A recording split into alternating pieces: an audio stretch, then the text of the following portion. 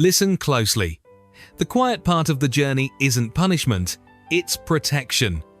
This is where momentum is grown in the dark, where roots take hold before branches show. And yes, it will feel invisible. That's the point. Early applause is sugar, it spikes, then crashes. Quiet work is grain, it sustains. First things first, give your dream a room with a door. Not a mystical studio, not a cabin in the woods, just a defined space and time that belongs to the work. When the hour arrives, you go in and you close the door on the world. Transitional move, strip the hour of friction. Place your tools the night before. Open the file that matters, not the folder that flatters. Set the timer for a modest, unglamorous block. 25 minutes will do. Beat. Then begin before you decide how you feel about beginning. Feelings can follow. They're nimble like that. Next, shift the motive. No more working to be seen, we're working to be improved. Recognition is a lagging indicator. Craft is a leading one. If you must perform, perform for the unblinking eye of your own standard. Ask better questions, not who will notice, but what got 1% sharper?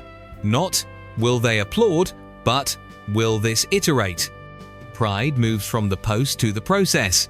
And now grant your dream silence the way you'd grant a seed soil. Take that announcement draft and archive it. Keep your circle small, then smaller. Tell one person who respects effort more than outcomes, and no one who treats your life like entertainment. You're not hoarding the idea, you're protecting the conditions it needs to breathe. Every extra opinion adds a new weather system to your garden. Too many clouds, no growth. Meanwhile, let's make a pact with boredom. It's coming, it always does, right when the plot turns from romance to marriage. You'll feel the itch to refresh yourself with novelty, a different font, a new app, a fresh notebook. Boredom is not a flaw in the work, it's the friction that polishes your edge. When it arrives, smile and keep going. The craft lives on the other side of the yawn. Now, set up rhythms that make inconsistency expensive. You'll maintain a daily ledger, 3 columns, start time, deep minutes, honest outcome. Keep it on paper where your hand can't lie to you. Miss a day? Circle it once. Miss 2? Circle both and write the cost. Not shame cost. The difference between the week you built and the week you scrolled. You will feel it in your chest, and you will get back to work because you respect the price of your life. Here's the next turn, rename your milestones. Stop calling them wins and call them proofs. Proof of concept, proof of presence, proof of patience. Each proof belongs to the invisible archive you're building: drafts, sketches, rehearsals, rejections, revisions. Keep them, order them, number them. The day you feel small, open the archive and observe the pile. Quantity is a prayer that summons quality. And then, embrace friction as a design choice. Quiet work thrives on constraints. One device, one document, one decision per block. If you must gather research, do it standing. Production happens sitting. If you must tweak a sentence, do it after finishing the paragraph. If you must check a reference, add a placeholder and move. The rule is simple. Don't interrupt output with input. Input is a scheduled appointment, output is a vow. Let's widen the lens, build a sanctuary routine that cues your brain like a stage manager calling lights. Beat. Same chair, same notebook, same mug. Same opening ritual. 2 breaths in, 1 slow out. Scan the body. Drop your shoulders. Whisper your job description. I make the next honest piece. Then start. You're not waiting for the muse, you're giving the muse an address. As for the myth of talent, set it down. Talent is a spark, systems are oxygen, quiet hours are the bellows. You will feel untalented on Tuesdays and unstoppable on Thursdays. Both feelings are weather. Your system is climate. Keep the climate steady and the harvest won't care about the weather. Now, about applause, let's disarm its lure with a better reward schedule. Every completed block earns a micro-ritual. Stand, sip water, glance out a window farther than your screen can see. Every completed day earns a mark on a wall where only you will see it. Every completed week earns a small treat that upgrades your capacity: better pen, a reference text, stricter noise cancelling. Rewards tied to capability, not vanity. That's how you stay hungry without getting hollow. Then, make friends with obscurity. Obscurity is your practice field.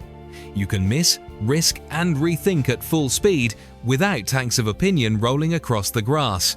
Fall spectacularly. Fail smart. Rewrite whole sections because the work asked you to, not because commenters heckled you into it. This is the last chapter you'll ever be this free. Use the freedom while it's yours. Meanwhile, guard the boundary between planning and performing. Planning builds maps. Performing walks miles. Your ratio should favor miles. If you are polishing plans, ask, what step am I avoiding? Then take that step immediately. Drafts beat dreams. Reps beat rhetoric. The future arrives for those who are busy making the present heavy. Here's a necessary confession: progress often looks like repetition. People will ask how it's going. You will say, I worked again today. That is both true and sufficient. Let others sprint a week and stop. You will jog a year and finish. Endurance is a quiet brag you'll never need to post. It keeps your promises on schedule. And now, the deep cut convert comparison into curiosity. When you notice someone 2 steps ahead, don't spiral. Study. What are they repeating that you resist? Which constraint did they embrace that you keep dodging? Borrow their structure. Leave their story. Curiosity makes peers of idols and coaches of strangers. Next, pre-commit to the plateau. The plateau is when skill grows subterranean, no fireworks, only root work. You'll think you're stuck. You're not. You're consolidating gains, stitching them into reflex. Keep showing up at the same brightness each day. The breakthrough doesn't knock. It rises, slow and certain from underneath. Then, let silence protect your timeline. The moment you broadcast a goal too soon, you inherit a gallery. They don't pay rent, they expect a show. Close the gallery. Deliver to yourself first. Publish results when the system bears weight, when your proof stack becomes undeniable, when your work can defend itself without your mouth. Onward to the craft itself, choose one keystone habit that drags the dream forward even on bad days. It could be 500 words, 40 bars, 30 lines of code, 20 minutes of scales. Keystone means non-negotiable. Squeeze it into holidays, sickness, and noise. Miss once, not twice. When life detonates, your keystone is the rope across the chasm. Because energy is finite, build a gatekeeping question into every hour. Is this making the thing? Not helping, not about, not adjacent. Making. If the answer is no, that task waits until the making is done. This flips the day. Your dream gets your best and logistics fight over leftovers. You'll be surprised how many urgent fires put themselves out when you stop bringing them oxygen. Next move, lighten the lift with scaffolding. Outline your session before you sleep, 3 bullets for the next block, 1 thorny question you'll answer first. In the morning, you don't think, you execute. Your sleepy self is a saboteur. Outsmart it with last night's momentum. This is how you skip the 30-minute warm-up where fear invents errands. Now, step into micro-bravery. You don't need to feel fearless to do the next hard inch. Pitch the idea to a single qualified person, not the internet. Test your module in a sandbox, not in production. Read the page aloud to your own ear before you subject it to anyone else's. Courage scales when you shrink the arena. Then, respect the maintenance nobody applauds. Back up your work. Label your drafts.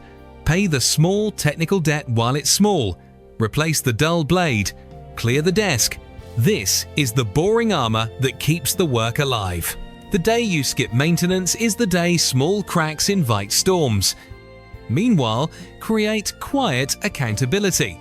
Tape a blank calendar to a wall, no labels, no quotes, no decorations. Each day you complete your keystone and 1 deep block, draw a simple line through the date. No stars, no stickers, no fancy trackers. Just the chain. Your job is don't break it. If you do, you begin again without drama. The calendar has no opinion. It keeps score with mercy and truth. Here's a custom we're adopting: speak to your future self in artifacts. Beat, leave breadcrumbs, a headline for the next section, a sketch of the next scene, a test you'll run tomorrow. Write one question bold at the top of the page. When you arrive, start here. Lowering the next day barrier is how you string weeks together. And yes, the world will tempt you with early exposure. A thread that goes viral. A room that says your name in unison. An opportunity with cameras but no craft. Smile, decline most. Accept only what amplifies the system you already run, never what replaces it. Fame is a furnace. Bring water or you'll burn. Now for the emotional hygiene that protects your stamina. After each session, close the loop deliberately, capture learnings, mark the next step, tidy the space, and step away on purpose. The ritual signals completion to your nervous system. Without it, you'll carry the residue into dinner, into sleep, into tomorrow. Wipe the slate clean so tomorrow's you doesn't inherit your static. Meanwhile, expect resistance to impersonate logic. It will sound like, "I'm refining the vision," or "I should research more." Ask the counter question. If this were due in 90 minutes, what would I ship? Then begin shipping that. Polished clarity arrives while moving, not while orbiting. Next, cultivate a private scoreboard that translates effort into narrative. Beat. At week's end, answer 4 lines. What did I make? What did I learn? What did I avoid? What will I do differently Monday? Read it aloud. Let the words form a spine. This is where you turn motion into meaning and meaning into momentum. For the rare days when nothing moves, deploy the minimums. Minimum posture. Sit. Breathe. Place hands on tools. Minimum proof. 100 words. 1 test. 1 riff. Minimum maintenance. Clean the workspace. Archive the attempts. Set tomorrow's cue. You don't need fireworks. You need contact. Touch the work and keep the relationship alive. And then, practice the art of strategic invisibility. Bow out of debates that steal mornings. Decline the casual, pick your brain that costs your afternoon. Mute the group chat during your block. You owe the world your contribution, not your constant availability. Quiet work is a boundary. Hold it like it holds your future. Now, a word on identity. Stop calling yourself aspiring. You're practicing. Practitioners practice. Labels follow later. When someone asks what you do, tell them what you're making, not what you're chasing. I'm building a prototype. I'm drafting a chapter. I'm composing the second movement. Concrete verbs anchor you to real floors. Meanwhile, let your cadence carry you across long valleys. A cadence is the drumbeat you can march to during weather, during doubt, during grief. It's Monday, Wednesday, Friday long blocks, Tuesday, Thursday polishing, Saturday review, Sunday rest. It's a bedtime that safeguards waking. It's an alarm that doesn't negotiate. When life shakes the jar, cadence saves the stones. Next, rehearse the reveal privately. When the time comes to surface your work, you'll present a body, not a boast. Version history, test results, decisions made and why, failures and how you learned. You will be calm because you didn't sell promise. You built product, and product, even imperfect, commands more respect than prophecy. Let's deal with the loneliness. Beat. Yes, quiet work can feel like a long walk without a parade. You will miss the neon. So feed yourself better light. Keep a book on your desk that outlives trends. Keep a sentence on your wall that doesn't flatter you. It fortifies you. Keep a playlist that fades into the background like rainfall. Loneliness shrinks when your companions are sturdy. Meanwhile, train recovery as seriously as output. Deep work, deep rest. No screens in the last hour. Walk without counting. Stretch like you're returning borrowed tension. Eat living food. Drink boring water. Sleep like it's a meeting with tomorrow's genius. Your dream is not built in the hour you work. It's also built in the hour you recover well enough to work again. Here's the turning key: replace hope with habit. Hope says, I wish this happens. Habit says, I make this happen at 6:0 a.m. Hope negotiates with mood. Habit ignores mood and uses a calendar. Where does hope help? At the start. Where does habit rule? Everywhere else. And now, look around the world is loud. Let it be. Your job is to get quiet enough to hear the work asking for its next true move. Not the flashy one, the true one. Maybe it's sharpening a paragraph no one will see. Maybe it's refactoring a function that won't get credit. Maybe it's deleting a page that cost you tears. Do it anyway. The invisible choices are the scaffolds that hold the parts the world applauds. Meanwhile, expect the moment when an unexpected invitation arrives that aligns perfectly audience-platform timing. Beat. You'll know it's right if it doesn't demand you pause the system that built you.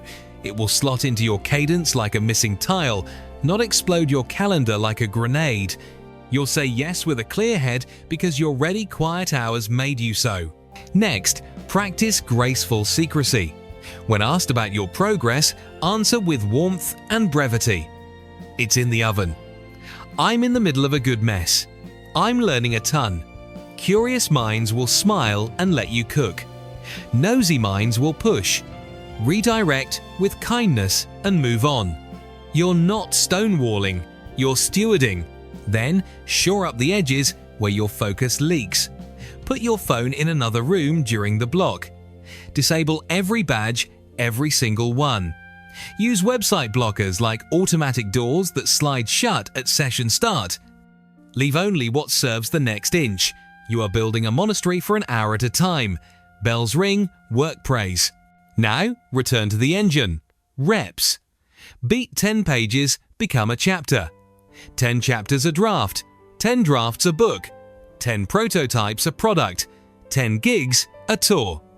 Repetition stacks, and somewhere between stack 7 and stack 8, strangers will call you overnight. Smile. You'll be too busy repeating to correct them. Meanwhile, celebrate the kind of progress that can't be photographed. Clearer thinking, deeper patience, faster recovery from a bad day. More precise language in your notes, softer shoulders at noon. This is the interior architecture that holds skyscrapers. Then, cement the vow where it matters most on the calendar. Pick your daily window and mark it as if it were a surgery you're performing on your own future. No rescheduling unless lives depend on it. The world will forgive late emails. Your dream will not forgive late life. And finally, let's leave you with a living scene. Morning. A quiet kitchen. The kettle sings. You pour, you breathe, you walk to the desk you've cleared like a runway. The document is already open, waiting like a good friend who arrived early. You whisper your job description. You start. At minute 9, boredom knocks. You smile and continue. At minute 18, you consider a post. You don't. At minute 24, the paragraph turns, and for a second, the room brightens in a way no lamp can explain. The timer chimes. You stand, sip, look out, sit again. Another block, another proof, another brick in a wall no one can see yet.